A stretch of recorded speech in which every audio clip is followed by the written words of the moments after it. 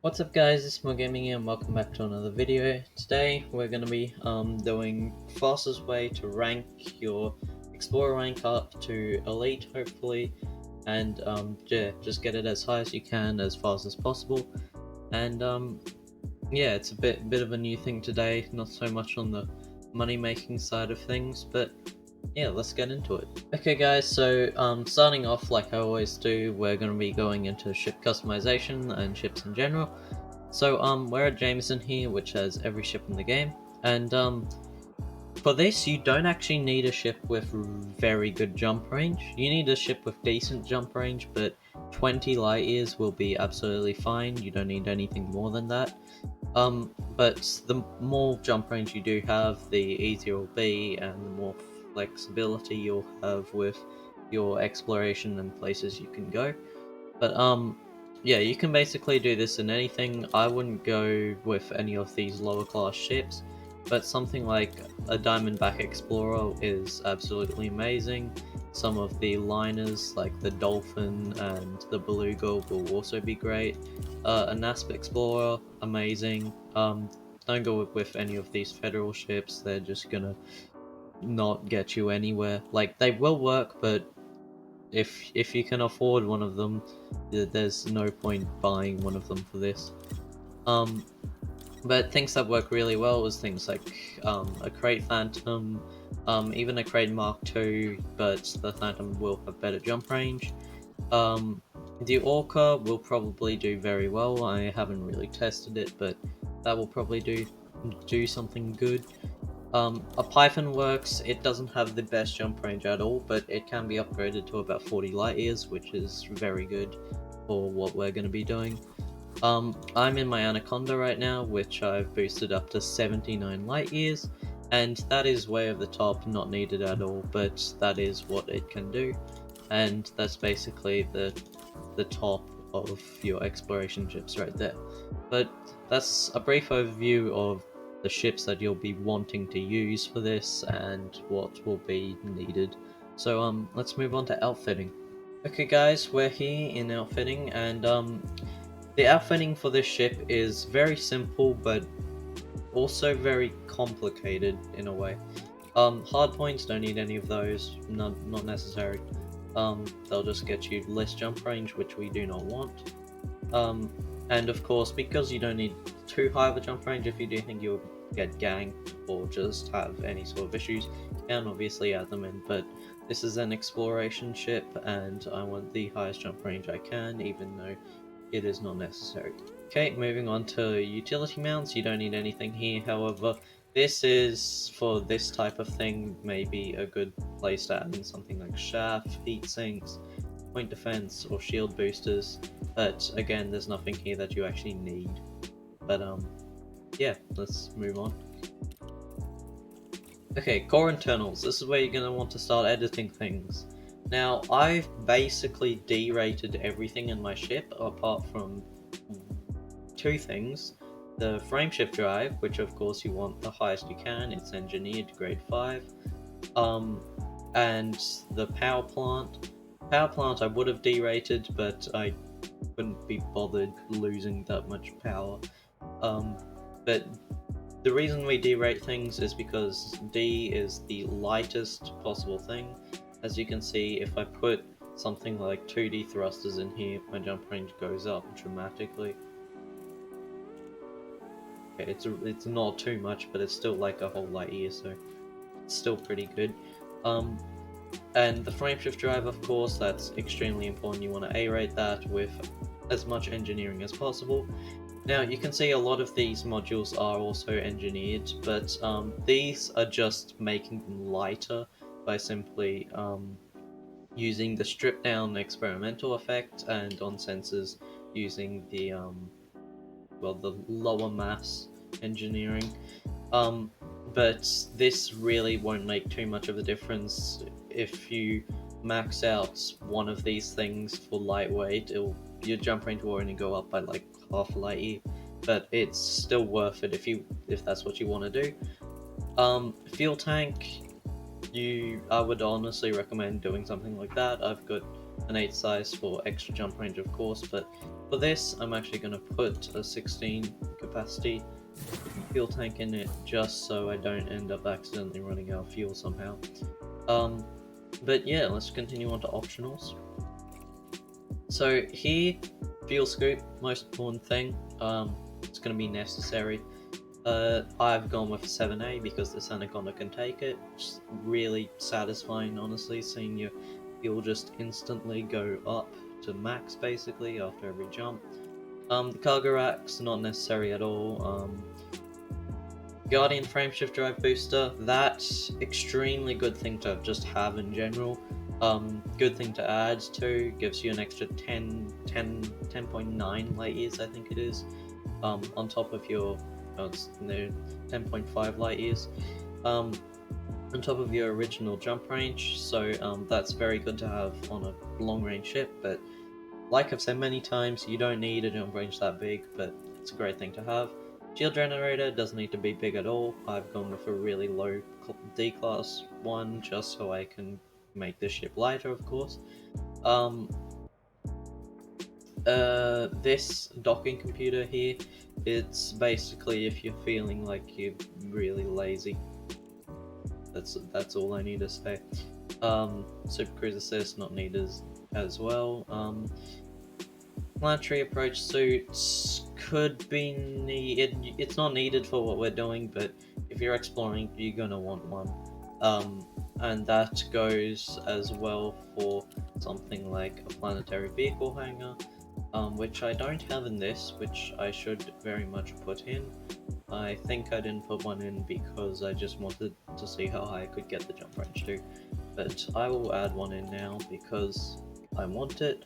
And remember, with planetary vehicle hangars, always go with the G-rated one if you're looking for jump range, because that is going to make your ship lighter. But what we do need here in optional internals is a detailed surface scanner. This will allow us to scan the actual stellar bodies that we want to find, and they will also get us much more profit on exploration. But yeah, that's a great thing to have, and I have mine engineered. Don't remember ever engineering it, but you know, we'll take it. But that's basically everything for it's everything for outfitting. As you can see, very simple, but also slightly complicated.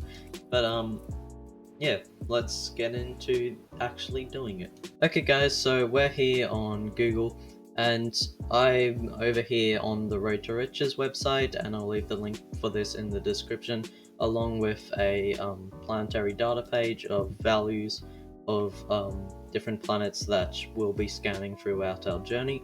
But if we come over here to the Road to Riches website, as you can see, I've got my starting system right here, and my end system, which is where I will want to end up. And down here we've got loops, so you can make it so the actual website will make you go in a loop to your destination and back to where you started at. For me, it's Jameson because that's the main place of there. But yeah, that's basically how that works. And then we have range. It tells you in the information icons right here what it actually is, but yeah, range here is the range of your ship, so how far your ship can jump. So this will make it much easier and much more efficient for you to get to different places if it's a similar distance. My ship can jump 79 light years, but I like to keep a bit of fuel just to be safe, so I've made it 70. But if you have something like a 50 light year jump range, I would recommend going something like 5 light years to 10 light years under, so something like 45, and that would be just a good idea, but I'll leave that as 70. Radius is how far you want to jump basically off route. So if your radius was 0, this would be like a normal route, just straight there and straight back. But if your radius is something like 25, which is a good amount, probably something from 10 to 25, you wouldn't want to go over that, because otherwise you'll be going all over the place. You will have more places to go and more places that you'll be able to earn profit off, but you don't want to go too far off your destination, so I'll put something like 20 in. And this is the maximum systems that you're going to want to actually travel to. It depends how much time you have. Also, you can just completely abandon your route a certain way through, but 100's fine, it's nice, I don't really care. I'll normally just find a point that it's a good place to stop throughout my route, and I'll just go back to wherever I want to go back to. And as long as my destination isn't too far away for the jump range of my ship, I should be fine, and I shouldn't end up somewhere really weird and just out there. But yeah, that's basically it. Once you click calculate here, this should do something slightly different because I've changed a couple things. But it will get you to start, and all these should be one jump away from your starting system. But yeah, right here it tells you the type of world that you'll be scanning, and you can come over here and see which worlds are worth the most, and if you want to skip some or just go to others. Right here it says if they're available for terraforming. If they are, terraformable worlds are worth much more, sometimes up to double, and a terraformed water world could be worth up to 4 million credits, so absolutely amazing for scanning. And this basically just tells you which planet is in the sector, so you just need to know this last number here. This planet will be the first planet in the system, and this first name is your system name, of course. You've got distance and light seconds from the dropout point, scan value, but this doesn't really matter. Nothing from here really matters too much, including jumps. This first system will be 2 jumps away from Jameson, but yeah, basically everything from that is 1 jump. This isn't 1 jump from your starting position, but this is 1 jump from the system before that. So it's absolutely fine and will work perfectly. If there's no space right here for your system name, this means that there's multiple planets in that system that are worth something. But you'll only be finding things like high metal content worlds, water worlds, Earth-like worlds. Here you've got a rocky body, which I barely ever see, but it's mainly water worlds, high metal content worlds, Earth-like worlds, and ammonia worlds, and that's basically it. But those are the highest valued planets that you'll be able to scan. And something like this water world here, you might not want to go to that because it'll sell for the data will be worth much less since you can't terraform it. But this water world will be valued much more, up to 3 times as much for water worlds. But yeah, guys, basically you can just copy and paste this into your route, and in game you'll just find the system and just set a route and just head there, and that's basically how it will work. But let's get into it. Okay guys, so once you've done that, you're gonna want to be back in game here, and bookmarking your end location is a good idea just so you know where you're gonna want to end up and how far away it is from everything. I've selected it here so I'll get a good view of this nebula, but really it's just a place to go, and I'm happy going out that far because it's only like 15 jumps for this anaconda. But you can select anywhere much closer, much further if you want. But yeah, just keep that in mind. But yeah, once you've found your spot, your first destination on the website, you just simply put it into your search right here. This was mine, and all you have to do is go there. And yeah, that's basically it. So let's begin. Would like to point out that you don't want to be, especially in a ship like this, running into stars that you can't scoop from, which is why it's a great idea to come over here, go to map, scroll down to star class, and only select everything down to M-type stars, because those are all the stars that you can actually scoop from. Anything below that is not scoopable. You just can make sure to apply filter to route, because otherwise you still route all these stars. But yeah, just make sure you have that selected, otherwise you're not going to be wanting to get your friend or the fuel rats to go save you. Okay guys, we are here at our planet. So we're going to be wanting to surface scan this. This is the orbiting moon, and if we simply fire right there, you see the marker in between our crosshair. That will hit perfectly on top of the planet if we align it properly. So we can fire one there, one right there, one right there, one right there, one directly at it, and hopefully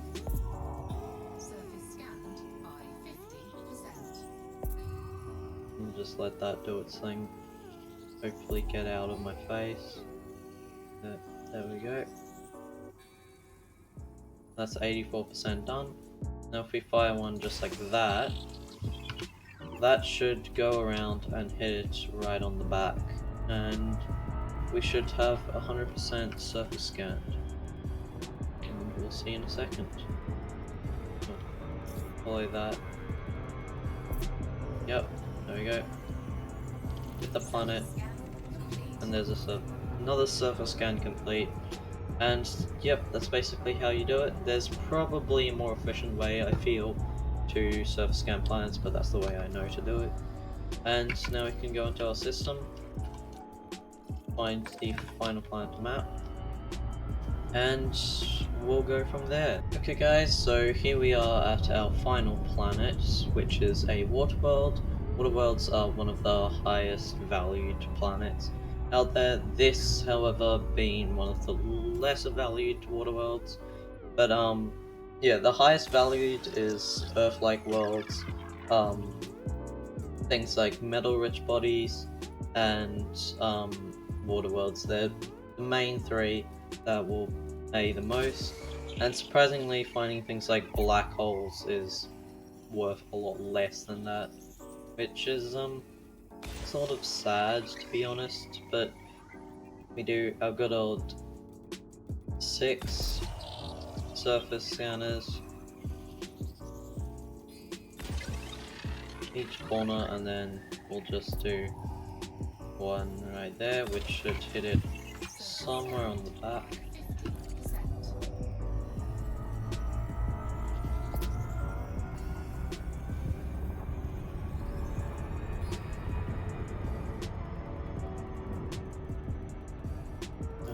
Just wait for that to hit. And any second now. Yep, there we go. This is surface scan complete, and that's every planet for this system. So, yeah, let's continue on. Okay guys, we're back here at Jameson Memorial. Now, yeah, I just decided to stop my journey there at 4 planets just because it was gonna take a while and I wanted to get to some video editing. But I've just got some stats here for you guys, just so you can get an idea of how much this pays and how quick it is. But yeah, if we go to Starport Services and enter Universal Cardiographs, you'll see here that you can sell this page, these 4 planets that we have scanned, for a total of 3 million credits nearly. And this is really good for exploration, and if I'm not mistaken, Elite and Exploration is about 300 million credits. I think it's around 330 actually, but it's about 330 million credits. And I would say on average you get about 6 to 700,000 per planet that you scan if you go on the Road to Riches route. But yeah, so that basically means after about 500 planets you will have Elite if you started from no rank. Yes, it's a lot, but for exploration and something like that, it will go by really fast. And yeah, I'm Pathfinder already, and that was just after 4 planets. I think I went up about 50% from the last rank that I was at. But yeah, that's basically how quick it is. It's very good for exploration. Of course, if you're looking for money, this is not the way to go, but if you're trying to get your Elite rank, this is an amazing way to do so because it's very fast, reasonably fun, and yeah, reasonably profitable. So yeah, thank you so much for watching, and I'll see you all next time. Goodbye.